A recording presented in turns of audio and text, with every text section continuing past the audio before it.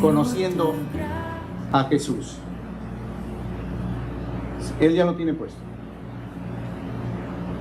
Entonces, en estas 3 semanas que hemos ido viendo, conociendo a Jesús, hemos hablado sobre todo acerca de Jesús desde el día que nació, de su ministerio, pero también dijimos al principio que no es una religión, no es un sello, no es un collar, un estigma lo que nos identifica, sino es una relación con nuestro Señor Jesucristo, una relación con Dios Padre Todopoderoso, una relación con el Espíritu Santo. Es eso lo que nosotros nos identificamos. Entonces, si es una relación y hemos conocido sobre lo que es nuestro Señor Jesucristo, y obviamente hemos conocido lo más superficial que hemos podido, no podemos entrar porque para conocerlo habría que exponer toda la Biblia, porque en toda la Biblia, en el Antiguo y en el Nuevo Testamento habla de Él. También es necesario que Él nos conozca, porque si no sería solo camino de una ida, de una sola vía, y decimos que una relación es de 2 vías. Él me conoce y yo lo conozco. Entonces ahora la pregunta sería, ¿Jesús me conoce? Esa sería la pregunta. ¿Se ha preguntado usted? Porque usted sí lo conoce, usted viene a la iglesia, dice yo vengo a adorar a mi Señor Jesucristo, Él murió en la cruz, resucitó al 3er día. Conoce todo el proceso bíblico porque lo ha visto en películas y alguna vez no ha leído la Biblia. Las personas que de una u otra manera se han visto en conocimiento de lo que es el proceso, la vida de nuestro Señor Jesucristo. Celebramos la Navidad, sabemos que Él nació un día, pero la pregunta es, ¿Jesús me conoce? ¿Se han puesto a preguntarse si Jesús los conoce? Porque esto es algo muy importante y es muy, pero muy importante, tan importante que en Mateo 7:23, cuando ustedes leen Mateo 7:23, ya lo voy a poner en la pantalla, nuestro Señor Jesucristo hace una declaración, y yo quiero, Mateo 7:23 dice, y entonces les declararé, nunca os conocí, apartaos de mí, hacedores de maldad. En este versículo, que antes en los versículos anteriores, Él está diciendo esto a quienes, a los que hacen milagros, le dice los que hicieron milagros, le dice, Señor, en tu nombre hicimos milagros, liberamos personas. Pero ¿qué sucede? Él dice en una declaración, no habla, no manifiesta. Ustedes saben lo que es una declaración, es una afirmación contundente, o sea, es algo que no hay ni la menor duda. Y Él dice, nunca os conocí. O sea que es más importante, porque para eso venimos a la iglesia. Venimos a la iglesia para ser salvos, para llegar a la vida eterna. ¿Qué es más importante? ¿Conocer a Jesús? Sí es importante, es muy importante. Pero, ¿cómo entraremos al reino de Dios? Si Él separa a los que Él no conoce. Entonces la pregunta es, ¿nos conoce nuestro Señor Jesucristo? ¿Me conoce nuestro Señor? ¿Me conoce a mí? Hace esa pregunta. ¿Me conoce el Señor Jesucristo? ¿Cómo me puede conocer mi Señor Jesucristo? Porque yo lo conozco, yo vengo a la iglesia, escucho los mensajes, leo la Biblia y por muchos medios, películas, documentales, conozco la vida de nuestro Señor Jesucristo. Pero yo siempre, cuando empecé a hacer este estudio, esta es la parte que más me impresionó. ¿Me conoce Él? Porque a los que no conoce, Él dice, nunca os conocí, apartaos de mí, hacedores de maldad. Imagínense ustedes lo que significa que Él no nos conozca. Entonces, la preocupación de aquellos que venimos a la iglesia, de aquellos que aceptamos a nuestro Señor Jesucristo, no solamente es aceptarlo a Él, no solamente es conocer de Él. La preocupación también debe ser en nosotros que Él nos conozca. Y dice la palabra de Dios que cuando nosotros nos acercamos a Él, la palabra da 3 maneras en que Él identifica a las personas. Los llama siervos, los llama amigos y los llama amados. Y a cada uno de estos les da un nivel, un trato diferente. ¿Por qué esa diferencia de siervos, amigos y amados. Esos son los tres términos con los que nuestro Señor Jesucristo en la Biblia nos identifica a nosotros. Entonces, para que nosotros podamos hacer que Él nos conozca, nosotros tenemos que empezar a navegar en ese camino. Primero, llegar a ser siervos, ser amigos. Tal vez no lleguemos a ser amados, pero con ser amigos es suficiente. Porque en la Biblia solamente existen dos identificados con ser amados. ¿Y en qué marca la diferencia entre un siervo, un amigo y un amado? Ustedes pueden decir, ¿será que a estos los quiere mucho? ¿A estos los quiere un poco? ¿Y a estos los quiere más? No. El Señor Jesucristo a todos nos quiere por igual. Pero hay una diferencia. La diferencia es que conforme nosotros nos vamos ingresando en el conocimiento de la palabra, conforme nosotros vamos creciendo con Él, Él nos va revelando sus secretos.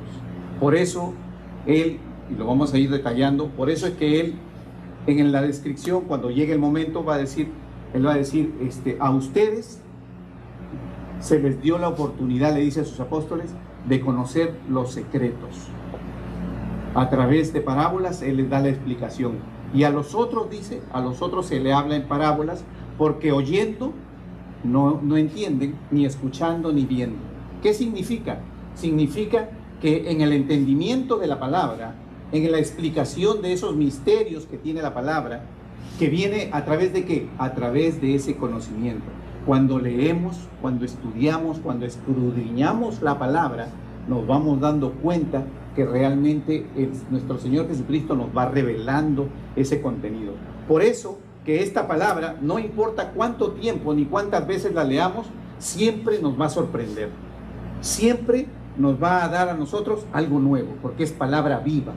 ¿Se dan cuenta? Entonces, de eso se trata.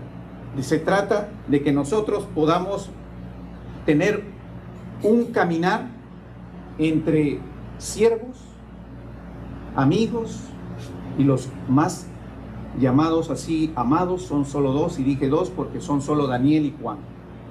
Y si digo yo que la regla para hacer la distinción es la revelación de su palabra, pues Daniel y Juan son los únicos dos hombres en la Biblia que recibieron la revelación de los últimos tiempos. Daniel se le concedió conocer todo acerca de lo que vendría a ser la vida del hombre en la tierra, en forma genérica, a través de los sueños, a través de la explicación de la estatua, a través de las bestias. Cuando estudiamos el libro de Daniel, nos vamos a dar cuenta que Daniel, o el profeta Daniel, recibió esa revelación, una revelación que implica genéricamente todo el proceso del hombre en la tierra hasta la venida de nuestro Señor Jesucristo. Y el apóstol Juan, que escribió uno de los evangelios, cartas, y sobre todo que escribe el Apocalipsis, nos vamos a dar cuenta que él recibió detalladamente la descripción de la última semana de las 70 semanas que recibió Daniel. A Daniel se le habló de 70 semanas y a Juan se le habló de la última semana, de la semana 70, que es el Apocalipsis. Y estos dos hombres que tienen la más grande revelación son llamados en la Biblia amados. ¿Se dan cuenta? O sea, la forma en que nuestro Señor Jesucristo nos presenta la diferencia entre lo que vendría a ser un siervo, un amigo y un amado es la revelación que tuvo. No es el amor como a veces nos imaginamos, pensamos que es cuánto me quiere, él me quiere poco, me quiere mucho. No es así. Nos quiere a todos y nos quiere por igual, porque todos hemos sido hechos hijos de Dios. Y entonces Él nos toma y nos da la oportunidad para todos. ¿Qué significa entonces esto? Significa que para nosotros es necesario que nosotros conozcamos cómo podemos caminar y cómo podemos pasar de siervos a amigos. Ya tenemos claro de que cuando venimos a la iglesia y nos predican la palabra de Dios, nosotros conocemos de Dios. Pero yo ahora quiero que ustedes de aquí se vayan convencidos cómo Dios los conoce para que no los aparte. Pues voy a invitarlos a que vayamos al capítulo 15, Juan capítulo 15, y voy a leer los versículos 14 y 15. Dice: vosotros sois mis amigos si hacéis lo que yo os mando. Primera regla: para ser amigos hay que obedecer las reglas de la Biblia. ¿Cómo nos conoce entonces nuestro Señor Jesucristo? Nos conoce cuando somos obedientes, porque si no somos obedientes, entonces no lo conocemos. Porque muchas personas creen que venir a la iglesia, sentarse, escuchar un mensaje e irse y seguir haciendo lo mismo, estoy en paz con Dios. Dicen, estoy en paz con Dios porque vine al servicio, hice mi sacrificio, dejé de hacer algo por ahí, vine y escuché la palabra de Dios. Eso es bueno, pero no suficiente. Porque Él dice que para pasar de siervos a amigos es necesario primero obedecer.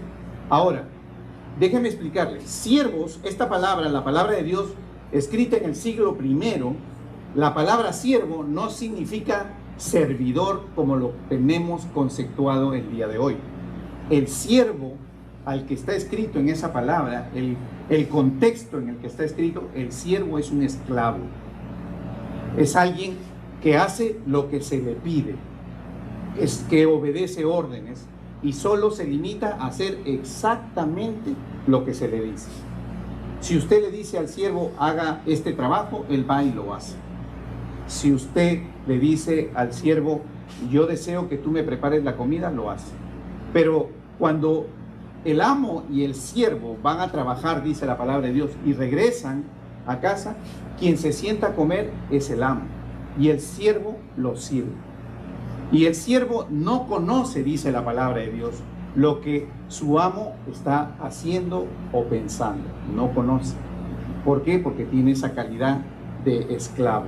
Y ustedes van a leer que el apóstol Pablo, en muchas de sus cartas, empieza diciendo, esclavo de mi Señor Jesucristo. Eso es lo que dice él. ¿Por qué se identifica como esclavo?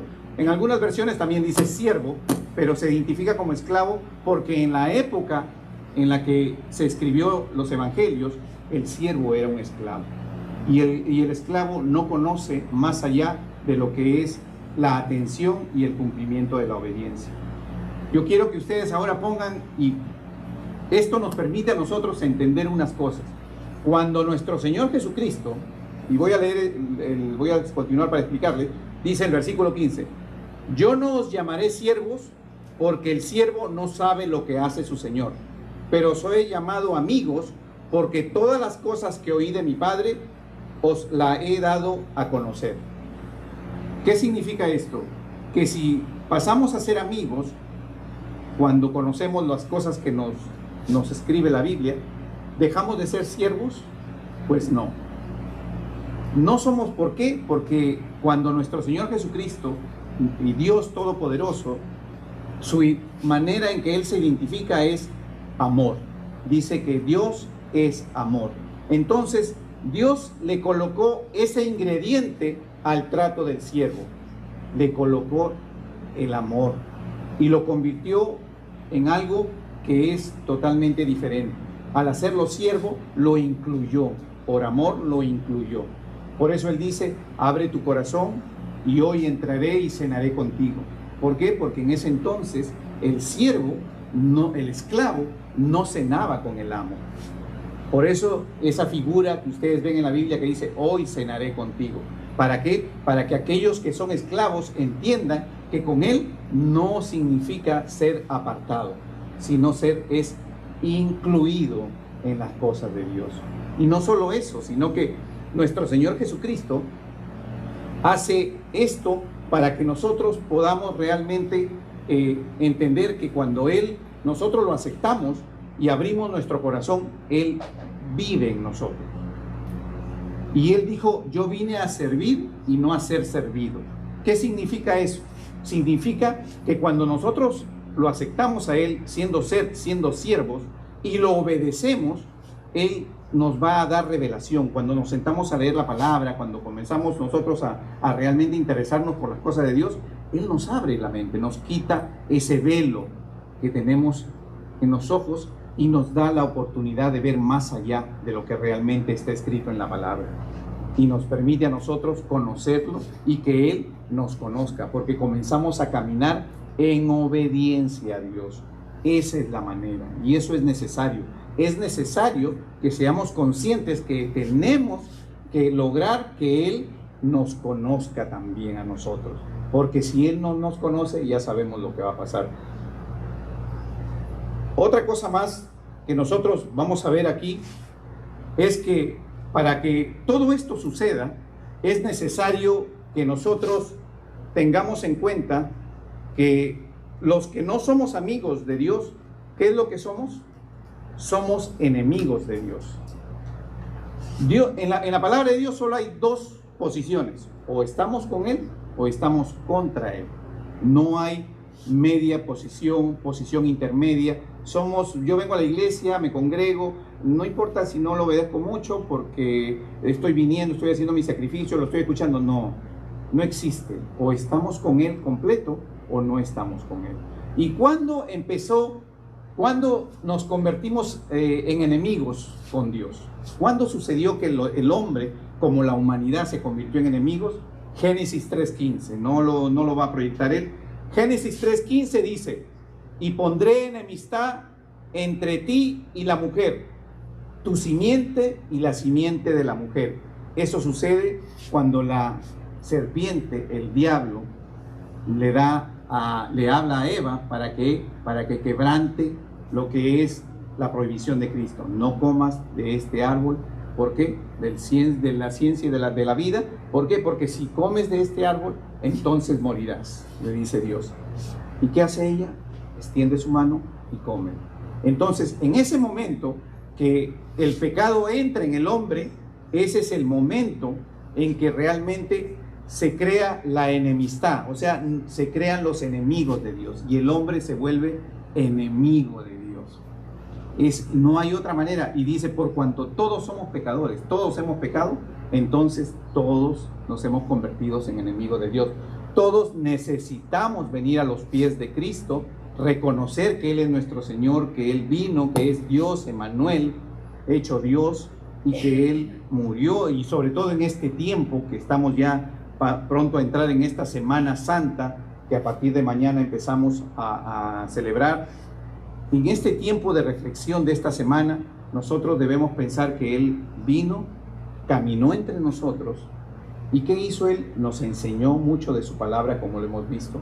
Murió en la cruz, resucitó al tercer día y vino Él. Y está ahora sentado a la diestra del Padre. Y va a volver, dice. ¿Y volverá para qué? Volverá para recoger su iglesia. Y el día que recoja su iglesia, ¿a quiénes recogerá? A todos los que Él conoce. Eso es lo que Él va a hacer, porque a todos los que Él no conoce, les dirá: apartaos. Y para que ustedes vean lo extremo de este versículo, que no está diciéndole: apartaos siervos, está diciendo: apartaos de mí, hacedores de milagros. Les está diciendo: apartaos de mí a los que dieron profecía. Les está diciendo, ¿por qué? No porque dieron profecía los va a apartar, ni porque hagan milagros, sino porque no lo obedecieron en su palabra. Por eso dice ese versículo bien claro, que lo hemos citado, dice bien claro: apartaos de mí, hacedores de maldad, y los hace notar, para que ustedes vean que no significa que si yo hablo lenguas, hago milagros o doy profecía, ya soy un hombre salvo, o puedo considerarme que estoy dentro de la línea de los amigos. Los amigos de Dios son todos aquellos que lo obedecen. Y es más, Él inclusive sabemos que cuando Él está en las bodas de Caná y le dicen: Señor, tu madre y tus hermanos están, Él dice: mi madre y mis hermanos son todos aquellos que hacen la voluntad de Dios. O sea, la manera de ser familia de Dios es siguiendo la voluntad de Dios. Y por eso nosotros tenemos que tomar en cuenta esto como una cosa muy seria en nuestras vidas, porque es necesario que nosotros sigamos todas estas cosas.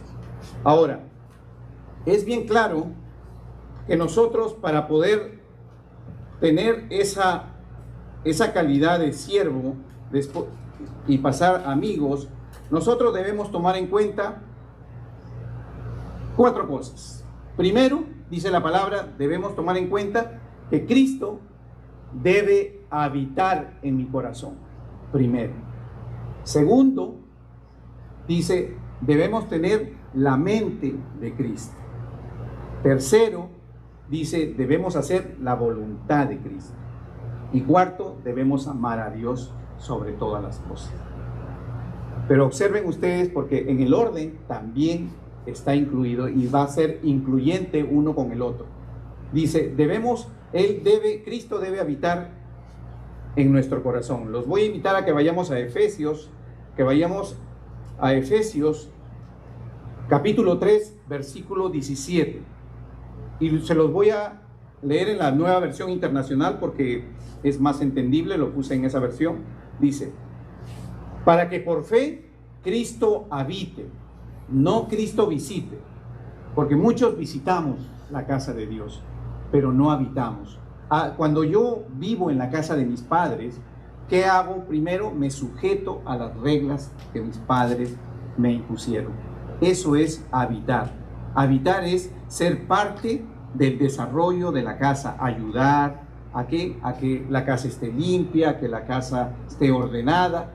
Entonces, ese es el servicio que nosotros hacemos a Dios. ¿Qué más hago cuando vivo en la casa de mi padre? Debo obedecer las reglas que mis padres me dicen.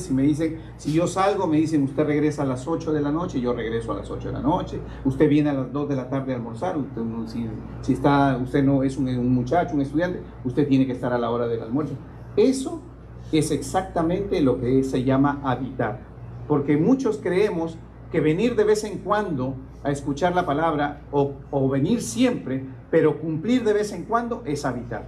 A veces creemos que habitar en Cristo es venir a la iglesia y sentarme todos los domingos o todos los sábados o el día que corresponde al servicio, una vez por semana, y eso ya me hace a mí habitante de la iglesia, en las cosas de Cristo. Entonces Cristo mora en mi corazón. No es así. Por eso dice, para que por fe Cristo habite en sus corazones, y pido que arraigados y cementados en el amor. O sea, no hay manera de que nosotros podamos sacar este elemento de cada momento que vamos a examinamos que Él habita en nuestro corazón y hablamos del amor de Dios, también tiene que estar unido a esto. Dice, versículo 18, puedan comprender junto con todos los santos cuán ancho y largo, alto y profundo es el amor de Cristo. En fin, que conozcan ese amor que sobrepasa nuestro conocimiento, para que sean llenos de la plenitud de Dios. ¿Por qué sobrepasa nuestro conocimiento? Sobrepasa nuestro conocimiento porque a través de ese amor Él entregó su vida. Entregó su vida por nosotros. Él se humilló, siendo Dios, se hizo hombre, vino a esta tierra y entregó su vida por nosotros. Y ese es el amor más grande que puede haber. Y él mismo lo dice en otro versículo, dice que no hay más grande que un amigo una persona entregue la vida por un amigo. ¿Y por qué dice un amigo en la palabra? Ustedes habrían pensado de repente, si leen ese versículo independiente del contexto bíblico, están pensando en su amigo que tienen. Y él no estaba refiriéndose a un amigo que él tiene, se está refiriendo a todos aquellos que Él lo aceptan, porque cuando usted acepta a Jesucristo, entonces usted acepta el sacrificio de Él para beneficio de usted en la vida eterna. Y Él lo considera que nosotros vamos a pasar de siervos a amigos. ¿Se da cuenta? O sea, cuando uno realmente abre el contexto bíblico, uno va entendiendo por qué llamó amigo, ¿no? Por ejemplo, y cuando uno no viene a la iglesia o no recibe la predicación, piensa que está hablando del amigo, ¿no? Como cuando yo tengo mi relación como hombre y tengo un amigo, ¿no? Entonces, no es esa la idea, ¿no? La idea es más grande que eso. Y se dan cuenta, entonces, es necesario que nosotros tengamos a Cristo que habite en nuestro corazón. Ahora, ¿cómo es nuestro corazón? ¿Qué dice la palabra? ¿Cómo es nuestro corazón? ¿Por qué es necesario que Cristo habite en nuestro corazón? La palabra de Dios en Jeremías capítulo 17, en el versículo 9, dice: engañoso es el corazón, más que todas las cosas, y perverso. ¿Quién lo conocerá? Yo, Jehová, que escudriño la mente, que pruebo el corazón para dar a cada uno según su camino, según el fruto de sus obras. Este es un corazón engañoso. ¿Qué significa entonces cuando yo vengo a la iglesia? ¿Puedo yo caminar con este corazón en la iglesia? No, porque es un corazón engañoso, un corazón perverso, que todas las malas cosas que tiene aquí lo expresa con la boca. ¿Qué se hace necesario? Me es necesario, porque ya todos nosotros estamos enfermos del corazón. Es necesario que tengamos un trasplante de corazón. Es necesario sacar este corazón engañoso, que es un corazón que dice la palabra de piedra, y poner un corazón de carne. ¿Qué es ese corazón? El corazón donde habita Cristo. Un corazón que está asociado con el amor de Dios. Y el amor de Dios tiene que ver con la misericordia de Dios. Porque dice la palabra de Dios que todo aquel que enseñe misericordia es agradable ante Dios y ante los hombres. Porque eso es lo que quiere Dios, que seamos misericordiosos, que cumplamos con ese mandamiento de amar a Dios sobre todas las cosas y amar a nuestro prójimo como a nosotros mismos. Por eso que es necesario que todos nosotros pensemos, cuando leemos que Dios nos cambia de un corazón de piedra a un corazón de carne, a un corazón sensible, a un corazón que siente, es porque estamos enfermos del corazón. Es necesario reconocer que como hombres llegamos a los pies de Cristo enfermos del corazón, con un corazón totalmente dañado. Y la única manera que podamos hacer que Él nos conozca es cuando tomemos ese corazón de carne y lo trasplantemos y quitemos este corazón de piedra y lo arrojemos fuera de nosotros. Eso es lo que Él quiere. Ese es un paso importante, porque así estamos poniendo a Cristo en nuestro corazón.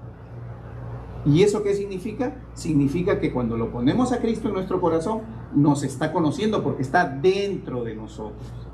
Y así es como nosotros, a través de esa conducta que mostramos la misericordia de Dios, Él comienza a conocernos. Y somos personas de agrado para Él. Nos convertimos en la familia de Dios realmente. Porque a veces conceptuamos que venir a la iglesia es ser parte de la familia de Dios. Y dice la palabra de Dios que el trigo y la cizaña están en la iglesia.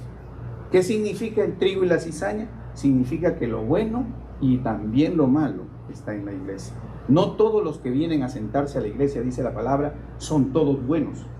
¿Por qué? Porque hay muchos que vienen con todavía su corazón de piedra, entonces no han trasplantado realmente su corazón. No vienen para escuchar la palabra, sí, pero no hacen, no cumplen, no tienen la obediencia que Él nos pide. Entonces estamos llamados a ser obedientes. Otra cosa más que nos pide como segundo punto es: debemos tener la mente de Cristo, dice.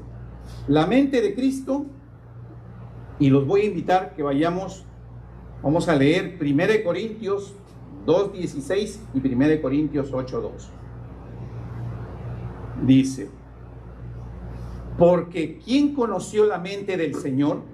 ¿Quién la instruirá? Mas nosotros tenemos la mente de Cristo. Y 1 Corintios 8:2 dice: si alguno se imagina que sabe algo, aún no sabe nada como debe saberlo. ¿Qué hay en la mente?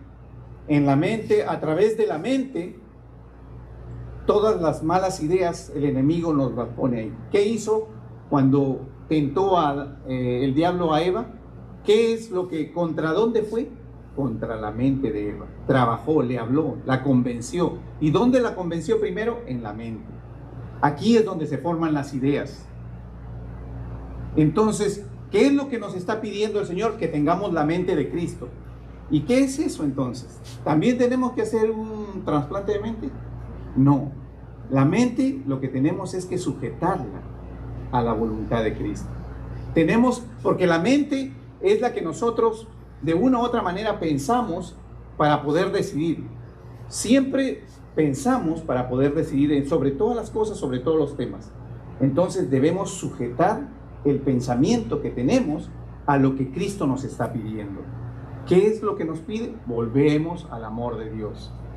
Nos pide que seamos misericordiosos, nos pide que amemos a Dios sobre todas las cosas, nos pide que amemos al prójimo como a nosotros mismos. Y Él mismo dice que ahí se resume la ley, las 613 leyes que están escritas en el Antiguo Testamento están resumidas en 2 mandamientos.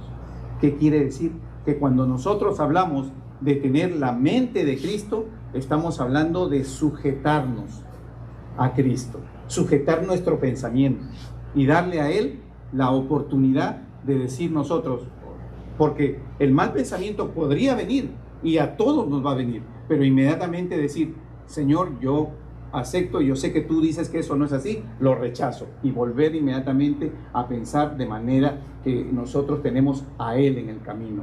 Y eso es algo que nosotros no podemos dejar de hacerlo. Después, tenemos como tercer punto, y dice en 1 Corintios 8:2, dice, si algo se imagina que sabe, dice, si alguno se imagina que sabe algo, aún no sabe nada como debe saberlo. ¿Por qué cité este versículo? Porque a través de la mente, la gente cree que conoce a Cristo. Yo soy el primer ignorante de las cosas de Dios. Y por eso me veo obligado a tener que estudiar, a tener que leer constantemente, porque a través de eso, si tú crees, como me ha pasado la experiencia de haber hablado con personas que vienen a la iglesia y me dicen, ¿sabe qué, pastor? Yo conozco la palabra, vengo por mis hijos. ¿Tú conoces la palabra? Wow, digo yo no conozco la palabra todavía. Es tan grande y tan inmenso la fuente de esta palabra viva, que si yo diría conozco la palabra, estaría siendo una persona orgullosa, altiva. ¿Y qué dice la palabra? Que al altivo Dios lo mira de lejos. ¿Cómo puedo yo atribuirme semejante cantidad de sabiduría para poder conocer todo lo que está escrito acá? Sin embargo, la falta de conocimiento es la que hace que las personas vengan a la casa de Dios y digan, están predicando sobre lo que ya escuché. Yo ya lo sé eso, entonces yo ya sé la palabra. Y vienen a sentarse, no a que Dios les hable, no, vienen a sentarse solamente porque ya vienen a ver, de repente evalúan, vienen a criticar, dicen, mira, yo sé más que él, o yo sé menos que él, o qué sé yo, en lo que se imaginen en sus mentes. Pero eso es algo que también Dios nos pide. La oportunidad de que esta mente sea una mente abierta a Cristo es cuando nosotros reconozcamos que necesitamos del conocimiento de la palabra. No que ya venimos con suficiente conocimiento como para decir no hay nada que aprender. Y eso es un paso importante. Por algo el Señor se tomó la molestia en Corintios de escribirlo aquí. Tercer punto, dice, debemos hacer la voluntad de Dios. Y los voy a invitar a que vayamos a Marcos capítulo 3 y vamos a leer el 34 y el 35. Dice, y mirando a los que estaban sentados alrededor de él, dijo, he aquí mi madre y mis hermanos, porque todo aquel que hace la voluntad de Dios, ese es mi hermano y mi hermana y mi madre.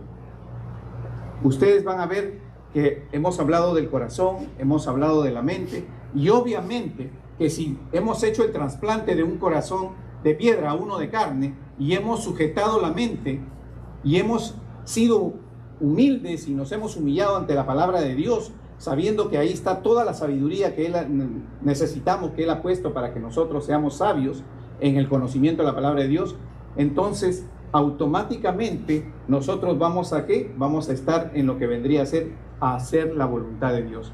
Es en ese momento, después de los 2 primeros pasos, que vamos a poder nosotros caminar en la voluntad de Dios. nos va a ser fácil caminar en la voluntad de Dios, porque a veces queremos caminar en la voluntad de Dios solamente el día que tenemos el problema. Y ese día venimos y lloramos y nos arrodillamos y le pedimos al Señor: Señor, tengo este problema y por favor te pido que me ayudes. Y ese día nos volvemos obedientes. Pero ¿sabe qué? Nos hemos salteado el trasplante de corazón y nos hemos salteado la sujeción de nuestra mente en Cristo. Entonces, eso no va a traer consigo que realmente nosotros seamos conocidos por Él, ni que cambiemos la actitud.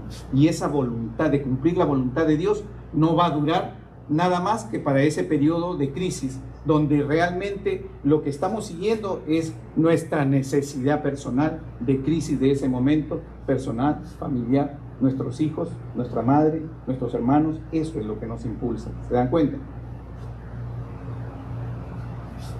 Y como por último punto, tenemos lo que es amar a Dios.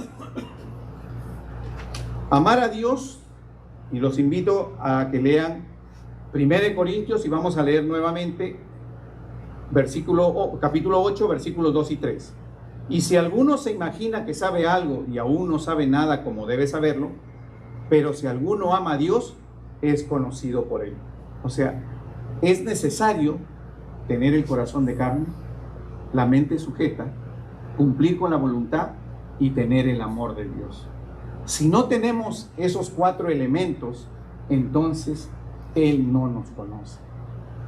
Y es importante que todo cristiano conozca esto, porque todos queremos que nuestro Señor nos conozca, porque llegará el día en que su iglesia sea levantada y donde todos estemos frente a Él y diga: apartaos de mí, hacedores de maná, nunca os conocí. Y lo peor, que Él hace una declaración, no dice: los conocí y ustedes hicieron mal, dice: nunca los conocí.